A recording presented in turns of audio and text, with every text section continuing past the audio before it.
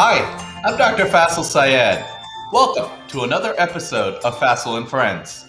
We're here because we believe everyone deserves access to quality primary care, and ChenMed needs physicians to take care of them. Today's topic is fighting the healthcare system and win. My co-host and moderator of the chat, Dr. Dan McCarter. Dr. Dan, welcome. Hey, Faisel. It's great to be with you again. It's wonderful to be doing this with you. What a wonderful opportunity for us to meet these great influencers in healthcare with restoring the sacred doctor-patient relationship. I'm particularly excited about tonight's friend who's joining us. Absolutely. He's got some ideas for the ways people can help themselves here some too. Yes, so let's welcome Marshall Allen. Marshall, welcome. Thank you. Great to be here, Faisel. Great to be here, Dr. Dan. I loved your book. Now, I didn't read the book. I have a copy of the book here. I didn't read it, but I listened to it on Audible at 1.3, between 1.3 and 1.4 speed. And I just absolutely loved it. I'll try and speed up my speech so that you're accustomed to the sound of my voice here. You definitely sound much more cool, calm, and collected live. A little more mellow, yeah. So your book, Never Pay the First Bill and Other Ways to Fight the Healthcare System and Win. Now you've been an investigative healthcare reporter now for over 15 years. So why now? What is it that inspired you to write this book? I think I got inspired to write the book because I received so many emails and phone calls from patients who are desperate for help, whether it's a patient safety issue, a quality of care issue, an overtreatment issue, or a billing problem. Patients are being harmed on a regular basis by our healthcare system. And there's physical harm and there's financial harm. I've actually done a lot of reporting in both areas, but the financial harm was something that I focused on for the last few years because the cost of healthcare in the United States is repeatedly one of the number one financial concerns of Americans that they report on different surveys. And I learned a lot of tactics while I was doing investigative stories that I was digging into medical bills and I was digging into people's medical records and I was showing them how to do it.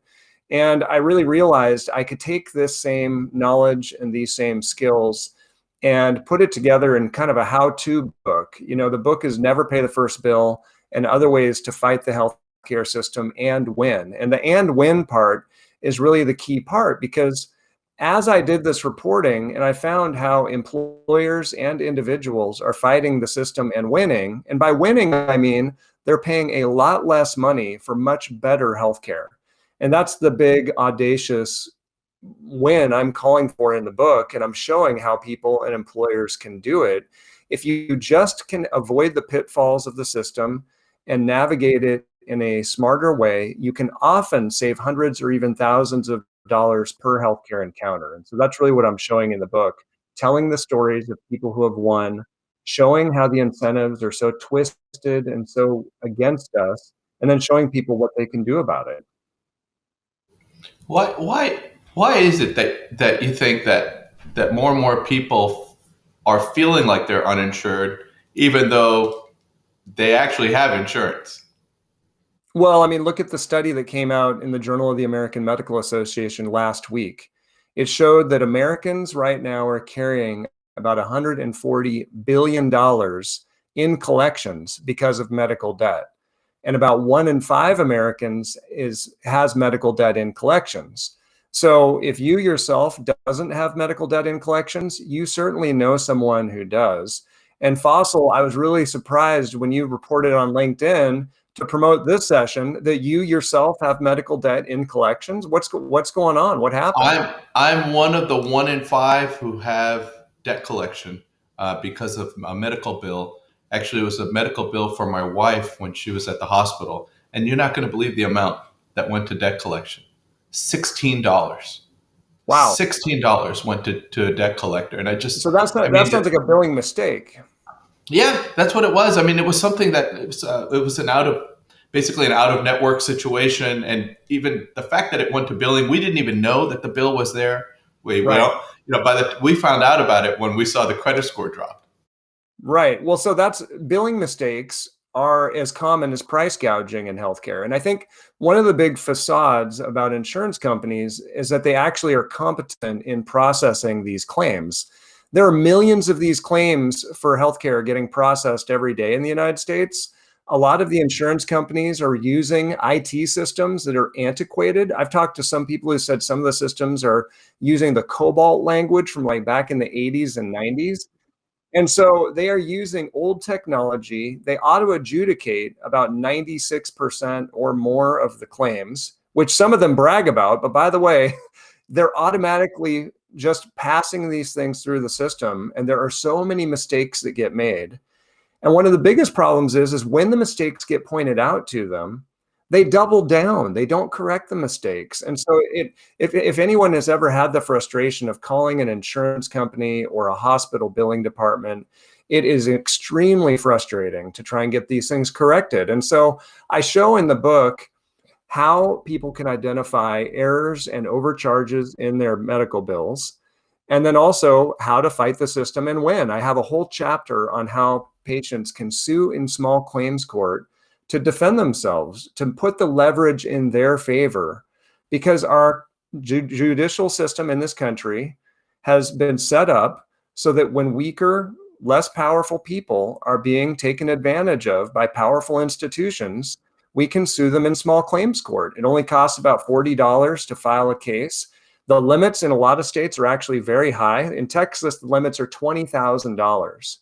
So imagine if every time a freestanding emergency room hit some Texan with a big out-of-network surprise bill, if that Texan responded with a suit in small claims court. Now that freestanding emergency room has to hire their own attorney for hundreds of dollars an hour to defend themselves in a case that might only be worth a few $100s or maybe a few $1,000 or $16 in your case, right? We do have leverage. It's just that we've been passive and we've trusted too much that this system that heals us, so we trust our doctors, our nurses, the other clinicians who take care of us. We give them our trust and hopefully they heal us. And then we too often are trusting of the business side of the industry. But the business side, in a functional way, is predatory. It's cruel. Exactly. It's not looking out for our best interests. It's profiteering based on our sickness. And that's not right. It's not an ethical way for hospitals or others to behave. It's not a moral way for them to behave. And so I'm just appealing in my book for fairness. And then I'm saying, if you're not going to be fair with us, if you're going to keep bullying us, well, then here are some strategies and tactics that we now are going to be required to use just frankly, for self-defense, to protect ourselves. If I had to think of probably the most corrupt thing someone could do, it would be to profit from a trusted relationship, like the doctor-patient relationship, something that's so sacred, especially with nurses too. Nurses spend so much more time with patients than the doctors, and the doctors are making rounds in the hospital, but the nurses are there providing care. And you have a system that manipulates that trust, that benefits from that. It's just I don't know anything that could be even more corrupt. Dr. Dan, what do you think? Well, so that is one of the most offensive things about our healthcare system, is that it is literally profiteering and exploiting our sickness for profit. The only thing I would say is worse, and believe it or not, there is something that I would say is worse that our healthcare system does, and it's sort of related, is that when a patient suffers a medical error, the system still sends a bill to the patient because hospitals and others are so afraid of liability that they won't even waive those bills. And so I have spoken personally and documented the cases of more than 100 patients who have suffered medical errors. Even they are getting hit with bills. They are having their loved ones die. They are suffering permanent disability, and they're still getting sent a bill afterward. In fact, there's a woman, and by the way, these cases are not hard to find. There's a woman at my church who I helped with her medical bills. She had, in medicine, they call it the retained foreign object. So she had an abdominal surgery. About 6 months after the operation, she noticed a lot of swelling where the incision had been. It never quite closed up properly. It became infected. They had to go in and open it up. they pulled out a chunk of gauze from her abdomen. Well, they still billed her for that procedure. The surgeon was still billing her for these cleanup procedures to address the infection. And I showed her, I said, look, you need to tell them, folks, you need to not be billing me for the cleanup jobs for the mistake that was made with the gauze that was left in my side. And thankfully the surgeon waived his fees to clean up the problem. The hospital would not waive their fees. They kept coming after her with bills for that. So even like a black and white error, does the bill still comes in the mail? I mean, it's just crazy.